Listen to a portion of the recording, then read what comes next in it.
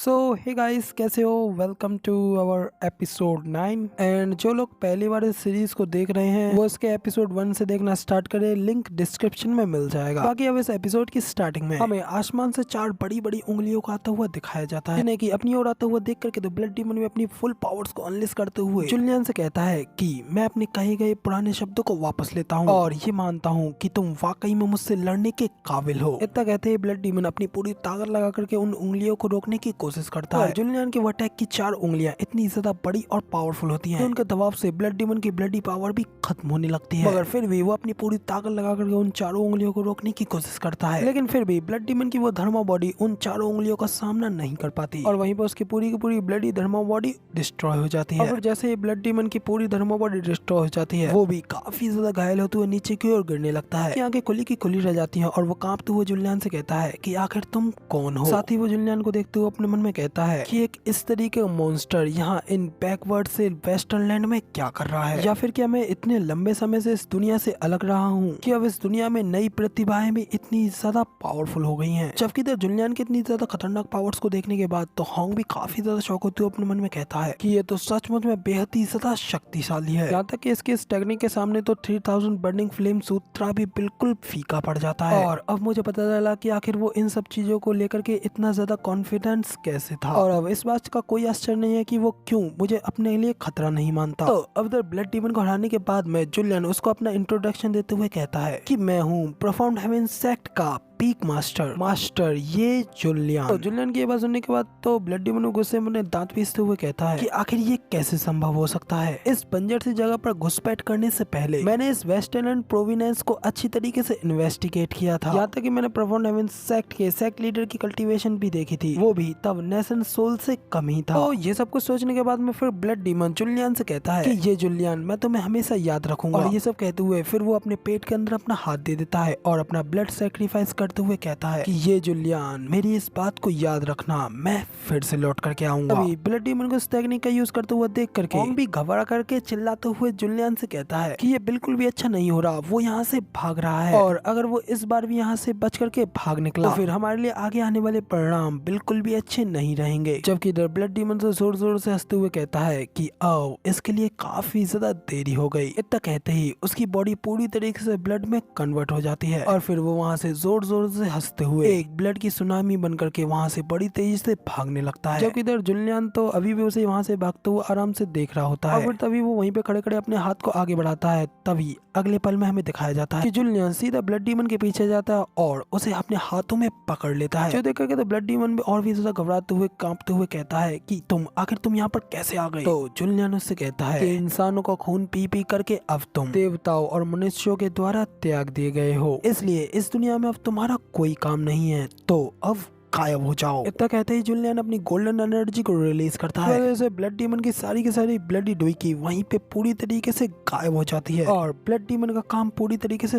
तमाम हो जाता है। और तभी ब्लास्ट छटने के बाद में हमें सिर्फ और सिर्फ वहाँ पर गोल्डन एनर्जी और धुआं दिखाया जाता है। और तभी वहाँ पे जुलियन को देखते हुए होंग भी अपने मन में कहता है कि ब्लड डीमन जिसने की एक समय पर सेंट्रल डोमेन को भी हिला करके रख दिया था, आज वो यहाँ पर इस बंदे के हाथों पूरी तरीके से मारा गया है। और तभी यहाँ पे ब्लड डीमन के मर जाने के बाद में एम्परर तो काफी ज्यादा खुश होते हुए कहता है कि बहुत ज्यादा अच्छा हुआ, वो डीमन आखिरकार ग्रेट इमोर्टल्स के हाथों मारा गया और अब फाइनली उसके कहर से मेरा वही किंगडम बच गया। इस सब के लिए डिवाइन इमोर्टल्स आपका बेहद बेहद शुक्रिया। तो अब इधर तभी हमें जुलियन की ओर भी दिखाया जाता है। वो एक शानदार से एंट्री लेते हुए नीचे जमीन पर उतरता है और एकदम एटीट्यूड के साथ में सिस्टम से कहता है कि ओए सिस्टम, आखिर मेरा रिवॉर्ड कहाँ है और आखिर तुमने अभी तक उसके बारे में मुझे रिमाइंड क्यों नहीं कराया, और फिर भी तुम अपने आप को एक प्रोफेशनल सिस्टम कहते हो। जुलियन की ये बात सुनते ही तभी सिस्टम भी अपीयर हो जाता है और जुलियन से कहता है कि आगे आ गया मेरे प्यारे और हैंडसम डेयरिंग होस्ट, मैं रिवॉर्ड लेकर के आ गया। सिस्टम से डिंग करते हुए नोटिफिकेशन आता है, कांग्रेचुलेशन बॉस, आपने सुप्रीम बोन को पा लिया है। और तभी सिस्टम उस बोन के बारे में बताता है कि ये एक मिस्टीरियस बोन है जो कि होस्ट को एक सुप्रीम इननेट क्वालिटी का अधिपति बनाने में काम आएगी। तो बताओ होस्ट, क्या आप अभी के अभी इसे अपनी बॉडी से फ्यूज कराना चाहते हैं? अब तो अपने उस रिवॉर्ड की जानकारी मिलने के बाद तो जुलियन काफी ज्यादा खुश होते हुए कहता है एक फियरलेस लॉर्ड, हाँ ये तो काफी ज्यादा अच्छा है, तो फिर किस बात का इंतजार कर रहे हो, जल्दी से इसे करो। तभी इसी के साथ में हमें दिखाया जाता है कि सिस्टम उस बोन को जुलियन के साथ फ्यूज करने लगती है। इस वजह से जुलियन की बॉडी से काफी ज्यादा खतरनाक पावर्स रिलीज होने लगती हैं। तभी सिस्टम बताता है कि बाइंडिंग प्रोसेस को शुरू किया जा रहा है और जब एक बार होस्ट इस बोन के साथ में फ्यूज हो जाएंगे तो उनकी कॉम्बैट पावर एकदम स्काई रॉकेट की तरह बढ़ जाएंगी और फिर इसी के साथ में फिर वो फ्यूजन प्रोसेस भी कंप्लीट हो जाता है। इसके बाद में तो जुलियन भी अपने मन ही मन स्माइल कर रहा होता है। उसे इस तरीके से स्माइल करते हुए देख करके तो होंग भी काफी ज्यादा हैरान होते हुए अपने मन में कहता है कि आखिर अब इस आदमी ने क्या कर दिया, क्योंकि अब इस आदमी के अंदर से मुझे जो एनर्जी फ्लक्चुएशंस महसूस हो रही हैं, फील करके तो मेरा दिल भी काफी ज्यादा जोरों से धड़कने लग गया है। मैं तो इस बात से काफी ज्यादा हैरान हूँ कि आखिर ये कितने ज्यादा ग्रेट फीचर को लेकर के चल रहा है, वरना तो इस वेस्टलैंड में कहाँ से एक इस तरीके का मॉन्स्टर्स टैलेंट मिल सकता है। मुझे जल्द से जल्द इसकी ट्रू स्ट्रेंथ को सरपास करना पड़ेगा और जल्दी से जल्दी ब्रेक थ्रू करके मुझे कंसोलिडेशन बॉडी रिल्म में पहुंचना ही होगा, जिसके के बाद में शायद मेरे पास इसके अगेंस्ट कोई चांस होगा। तो अब इधर इसके बाद में हमें जुलियन को दिखाया जाता है जो कि एम्परर और उसके प्रिंसेस के सामने जाता है। तो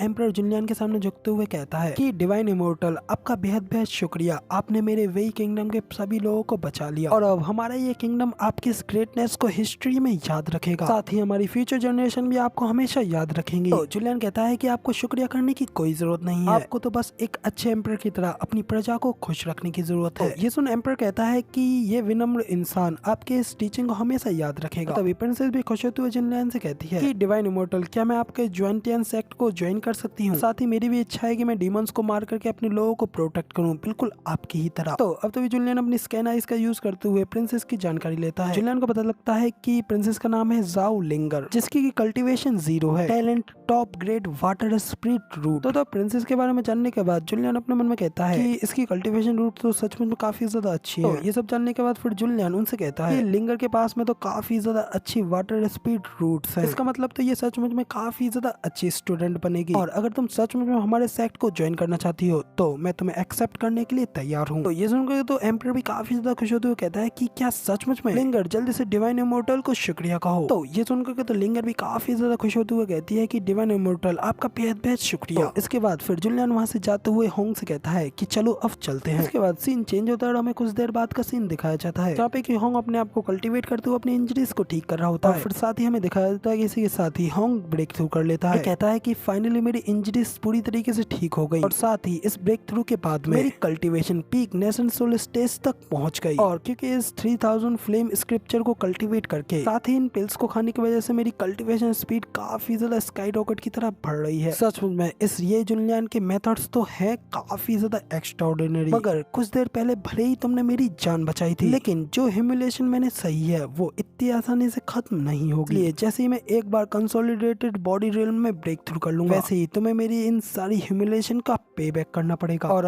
बस तुम इंतजार करो। ये जुलियन, तुम्हारा मेरे सामने गिड़गिड़ा कर माफी मांगने का विचार ही मुझे काफी ज्यादा उत्सुक कर रहा है। तो अभी तो ये सब सोचते हुए होंग काफी ज्यादा खुश हो ही रहा होता है कि तभी जुलियन उसे आवाज लगाते हुए कहता है कि लिटिल होंग, यहाँ आओ, तुम्हारे मास्टर तुम्हें बुला रहे हैं। ये सुनकर तो होंग गुस्से में जुलियन की ओर जाते हुए कहता है कि वो कमीना फिर से बुला रहा है। तुम्हें क्या लगता है कि मैं इन सारी चीजों को ऐसे ही भूल जाऊंगा? जिसके बाद हमें जुलियन को दिखाया जाता है जिसके हाथ में एक बुक होती है। तो वो होंग से कहता है कि ये मार्शल आर्ट नोवेल काफी ज्यादा इंटरेस्टिंग है और इसे देख करके ऐसा लगता है कि कॉमन लोगों को फेस पर थप्पड़ मारना और एक ओवर पावर्ड प्रोटैगनिस्ट की स्टोरी देखना काफी ज्यादा पसंद है। तो फिर अगर मैं इस कंट्री में चला जाता हूँ तो फिर तो मैं नोवेल्स लिख करके ही काफी ज्यादा पैसे छाप सकता हूँ। तो क्यों ना बैटल थ्रू द हेवेंस से शुरू किया जाए, फिर तो मेरी ये स्टोरी इस देश में काफी ज्यादा हिट हो जाएगी और जबकि ऑथर का नाम होगा पोटैटो। इधर जुलियन को ये सब कहते हुए देख करके तो होंग अपने मन में कहता है कि आखिर ये अब किस तरीके की बकवास बड़ी बातें कर रहा है। तो होंग फिर जुलियन से कहता है कि मास्टर, क्या आपने मुझे बुलाया? तो होंग को देख जुलियन कहता है कि ओह, तो तुम आ गए। इसके बाद फिर होंग नीचे टप की ओर इशारा करता है जिसके के अंदर गर्म पानी होता है और फिर जुलियन उस गर्म पानी में अपने पैरों को डालता है और होंग से कहता है कि चलो अब आ जाओ और मेरे पैरों को धो। ये सुनकर तो होंग काफी ज्यादा गुस्सा हो जाता है और गुस्से में अपने दांत पीसते हुए मन में कहता है कि यहाँ तक कि माइटी और पावरफुल ब्लड डीमन भी इस आदमी के हाथों मारा गया, इसलिए अभी फिलहाल मैं इस कमीने के खिलाफ नहीं जा सकता, इसलिए अभी मुझे इसे थोड़ी देर और सहना पड़ेगा। अब इधर होंग को अभी भी इस तरीके से खड़ा होता हुआ देख करके जुलियन उससे कहता है कि क्या तुम अपने मास्टर को पसंद नहीं करते और क्या तुम एक बार उनके पैरों को नहीं धो सकते? तो अब इधर होंग को ना चाहते हुए भी जुलियन की बात माननी पड़ती है और फिर वो नीचे बैठते हुए जुलियन के पैरों को धोने के लिए आगे बढ़ते हुए अपने मन में कहता है कि मैं एक ट्रू इमोर्टल डीमन सेक्ट का फॉर्मल लीडर जिसने की अनगिनत कल्टीवेटर्स को मार रखा है, आज मुझे अपने आप को विनम्र बना करके एक बैकवर्ड से कल्टीवेटर के पैर धोने पड़ेंगे। तो अब इधर होंग को पैर धोने के लिए आते हुए देख करके जुलियन तो कहता है कि बहुत अच्छे डिसाइपल। साथ ही जुलियन अपने मन में कहता है कि तुम्हें क्या लगता है कि तुम मुझे इस तरीके से मात दे सकते हो? तभी इधर होंग उस पैर धोने के पानी को देखता है तो काफी ज्यादा शॉक हो जाता है और कहता है कि ये पानी तो ये तो कोई आम सा पानी नहीं बल्कि टाई इनफाइनाइट वाटर है। अगर कोई भी मोटल इस पानी को पीता है तो वो इसे पीते ही जवान हो जाता है और उसकी जिंदगी 200 सालों तक बढ़ जाती है। और अगर कोई कल्टीवेटर इस पानी को पी लेता है तो फिर तो उसकी बॉडी पूरी तरीके से प्योरीफाई हो जाती है, सारी की सारी इम्प्योरिटीज उसकी बॉडी से निकल जाती हैं और साथ ही उसकी कल्टीवेशन काफी ज्यादा अच्छी तरीके से बढ़ने लगती है। और यहाँ तक इस पानी की एक छोटी सी सीसी भी हमारे सेंट्रल रोमन में इसे खरीदने के लिए लोगों के बीच में हड़कंप मचा सकती है। और कई सारे कल्टीवेटर्स का तो इस पानी को पाने का सिर्फ सपना ही रह जाता है। और जरा जरा देखो तो सही इस आदमी को, ये किस तरीके से इस पानी को अपने पैर धोने में वेस्ट कर रहा है। इस चीज से क्लियरली इस बात का तो पता चलता है कि इस आदमी के पास में पैसे की तो कोई कमी नहीं है, तो अगर ये इस तरीके से इतनी ज्यादा इग्नोरेंस कैसे दिखा पाता। मगर अगर मैं अभी इस सारे टाई इनफाइनाइट वाटर को पी लेता हूँ तो फिर तो सच में मेरी कल्टीवेशन काफी ज्यादा तेजी से बढ़ जाएगी। मगर एक मिनट रुको, ये तो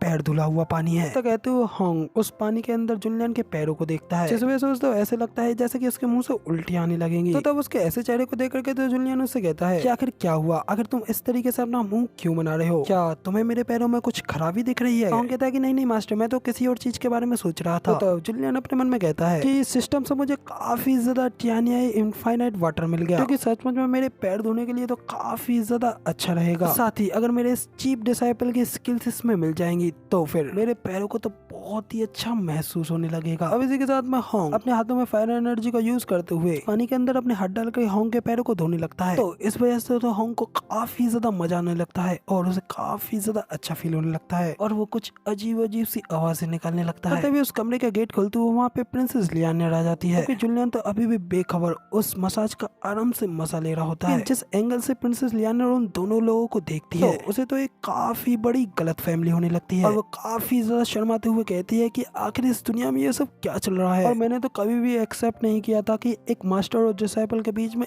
इस तरीके की रिलेशनशिप होगी। सब सोचते हुए तो प्रिंसेस लियान वहाँ से तेजी से शर्माते हुए भाग जाती है, जबकि उसे इस तरीके से भागते हुए देख करके तो जुलियन को कुछ भी समझ में नहीं आता और वो कहता है कि आखिर प्रिंसेस लियान इस तरीके से कैसे भाग गई। तभी हमें होंग को एक सेक्सी से अंदाज में दिखाया जाता है, जो कि जुलियन से कहता है कि मास्टर क्या आप मेरी वॉशिंग से सेटिस्फाइड हैं? और जरा गाइस यार लुक देख रहे हो भाई का, भाई होंग के सामने तो भाई खूबसूरत से खूबसूरत लड़कियां भी फीकी पड़ रही हैं इस समय, जरा देख रहे हो। और ठड़की बना बंदे को बंदे से ज्यादा बंदी बना रखा है। अब इधर होंग के इतने ज्यादा सेक्सी लुक को देख करके तो जुलियन भी एक पल के लिए फिसलने लगता है। होंग से कहता है कि सेटिस्फैक्टरी, ओ हाँ ऑफ कोर्स लिटिल होंग, ये तो काफी ज्यादा शर्म की बात है कि तुम एक आदमी हो और इसलिए मैं तुम्हारे लिए काफी ज्यादा सॉरी फील करता हूँ। जुलियन की ये बात सुनने के बाद तो होंग काफी ज्यादा गुस्सा हो जाता है और गुस्से में अपने दांत पीसते हुए मन में कहता है कि साले बास्टर्ड, अगर मेरे हाथ में होता ना मैं अभी कभी तुझे मार डालता, और बस तू कुछ और दिन और रुक जा, फिर तेरी इस एरोगेंस को मैं खत्म कर डालूंगा। तभी जुलियन की अंगूठी रिंग करने लगती है, जिसे देखने के बाद तो जुलियन कहता है कि लगता है कि सेक्रेटरी लीडर की ओर से कुछ मैसेज आया है। तभी जुलियन उस मैसेज को पढ़ता है जिसमें कि सेक्रेटरी लीडर उससे बताता है कि जूनियर ब्रदर ये जल्दी से सेक्ट में वापस आ जाइए, क्योंकि हमारे इस वेस्टर्न प्रोविडेंस में एक काफी ज्यादा मेजर इवेंट होने वाला है और यहाँ पे एक एंशिएंट सीक्रेट रिल्म है जो कि बस ओपन होने ही वाली है। अगर इस रूइन से हमारे जुआनटेन सेक्ट को कुछ भी फायदा मिलता है, इस चीज से हमारी सप्लाई और ग्लोरी काफी ज्यादा बढ़ जाएगी। इस मैसेज को सुनने के बाद तो जुलियन कहता है कि क्या एक एंशिएंट सीक्रेट रिल्म, तभी होंग जुलियन को बताता है एक ancient secret realm treasures, cultivation resources और कैपिटल से भरी पड़ी होती है, क्योंकि किसी की भी फेथ को बड़ी आसानी से चेंज कर सकती है और एक छोटे से कल्टीवेटर को भी इमोर्टलिटी की राह तक पहुंचा सकती है। मैंने कभी भी नहीं सोचा था कि एक इस तरीके के वेस्टर्न लैंड में कभी भी एक इस तरीके की सीक्रेट एंशिएंट रूइन अपेयर होगी। विलन को ये सब बताते हुए साथ ही होंग अपने मन में कहता है कि इस एंशिएंट रिल्म के अपेयर होने की न्यूज बिल्कुल भी छुपने वाली नहीं है, जिसकी वजह से जरूर ही वहाँ पर काफी बड़ा क्योस फैलेगा और साथ ही ये मेरे लिए एक अपॉर्चुनिटी भी हो सकती है, और अगर मैं उसमें से अपने लिए कुछ भी ग्रेट फॉर्चून को पा लेता हूँ, जो कि कंपैरिजन में अगर इस 3000 फिल्म स्क्रिप्चर के बराबर भी हुआ तो फिर भी मेरा लेवल काफी ज्यादा अच्छी तरीके से बढ़ जाएगा। तो तभी जुलियन को भी सिस्टम की ओर से एक नोटिफिकेशन मिलता है जिसमें कि उसे एक नया मिशन मिलता है, जो कि ये होता है कि जुलियन को लुटियन सीक्रेट रिल्म में चेक इन करना पड़ेगा, उसके बाद उसे एक काफी ज्यादा सरप्राइजिंग रिवॉर्ड मिलेगा। तो अब सिस्टम से इस मिशन को पाकर के तो जुलियन काफी ज्यादा खुश हो जाता है। सिस्टम से कहता है ये तो काफी ज्यादा सरप्राइजिंग बात है, सिस्टम मुझे समझाओ कि आखिर इसमें सरप्राइज सरप्राइज की क्या बात है। सिस्टम कहता है कि होस्ट, अगर मैं आपको इस बारे में पहले ही बता दूंगा तो ये फिर सरप्राइज किस बात का रह जाएगा। तो जुलियन जल्दी से खड़े होते होंग से कहता है, ठीक है डिसाइपल, अब हमें जल्दी से वही एम्परर से विदाई लेनी चाहिए और जल्दी से अपने सेक्ट में वापस चलना चाहिए। तो तब होंग भी कहता है कि हाँ ठीक है मास्टर। उसके बाद में अगले सीन हमें वही किंगडम के इंपीरियल पैलेस का सीन दिखाया जाता है जहाँ पे कि जुलियन और होंग एम्परर से विदाई के लिए आए होते हैं। फिर तभी हमें प्रिंसेस को दिखाया जाता है जो कि अपनी फादर से कहती है, फादर मैं जाने के लिए तैयार नहीं हूँ और शायद मुझे यहीं रहना चाहिए और आपका साथ देना चाहिए। एम्परर अपनी बेटी से कहता है कि नहीं बेटी, तुम्हें जुआनटियन सेक्ट को ज्वाइन करना चाहिए, इससे तुम्हें सच में काफी ज्यादा ट्रेमेंडस अपॉर्चुनिटी मिलेंगी जिनकी के बारे में तुम शायद अपने सपनों में ही सोच सकती हो, इसलिए यहाँ पर रुक करके इस तरीके से अपने फ्यूचर को बर्बाद मत करो। बाद एम्परर खड़े होते हुए होंग और जुलियन को ग्रीट करता है और उनसे कहता है, डिवाइन इमॉर्टल, मैं आपकी टीचिंग को हमेशा याद रखूंगा, जैसा कि आपने कहा मैं अपनी प्रजा के लिए हमेशा एक अच्छा एम्परर बना रहूंगा और मैं ये आशा करता हूँ कि आप मेरे बाद में मेरी बेटी का ख्याल रखोगे। तो तब जुलियन कहता है कि हर एक इंसान की अपनी खुद की डेस्टिनी होती है और मैं बस आपसे इतना कह सकता हूँ कि कोई भी जुआनटियन सेक्ट में से परेशान नहीं करेगा। कि रही बात कि ये कितना ज्यादा आगे जा सकती है तो वो खुद इसके ऊपर ही डिपेंड करता है। इसके बाद फिर जुलियन वहाँ से मुड़ करके जाते हुए प्रिंसेस से कहता है, ठीक है फिर लियानर, चलो अब हम लोग चलते हैं। प्रिंसेस लियानर भी जुलियन के साथ जाते हुए अपने फादर से कहती जाती है, फादर अभी मैं चलती हूँ और मैं फ्री होने के बाद वापस जरूर लाऊंगी। तो अब इसी के साथ में यहाँ पे हमारा सीन चेंज होता है और अगला सीन फेदर इमॉर्टल सेक्ट के फेदरिंग गेट के ट्रू इनहेरिटेंस हॉल का दिखाया जाता है। विंड थंडर सेक्ट लीडर का बेटा जियावी और उसका मास्टर होते हैं। तो उसका मास्टर उससे कहता है कि अभी फिलहाल वेस्टर्नलैंड प्रोविंस में काफी ज्यादा एक्टिविटीज हो रही हैं और रिसेंटली मैंने सुना है कि वहाँ पे एक एंशिएंट सीक्रेट रिल्म ओपन होने वाली है। साथ ही जुआनटियन सेक्ट के मिस्टी पीक लॉर्ड ने हमारे फादर के थंडर इमॉर्टल सेक्ट को पूरी तरीके से खत्म कर डाला। जिया गुस्से में अपने मास्टर से पूछता है कि आखिर इस बंदे का कल्टीवेशन लेवल क्या है। उसका मास्टर बताता है कि अगर रूमर्स के अकॉर्डिंग बताऊं तो वो नियरली वेस्टर्नलैंड प्रोविंस का एक नेशन सोल कल्टीवेटर है। ये सुनकर तो जियाओ गुस्से में अपने क्लिंग इंटेंट को रिलीज करते हुए कहता है कि तो एक नेशन सोल कल्टीवेटर, जैसे नेशन सोल कल्टीवेटर को तो मैं जैसे एक चिकन को काटा जाता है उस तरीके से काट डालूंगा।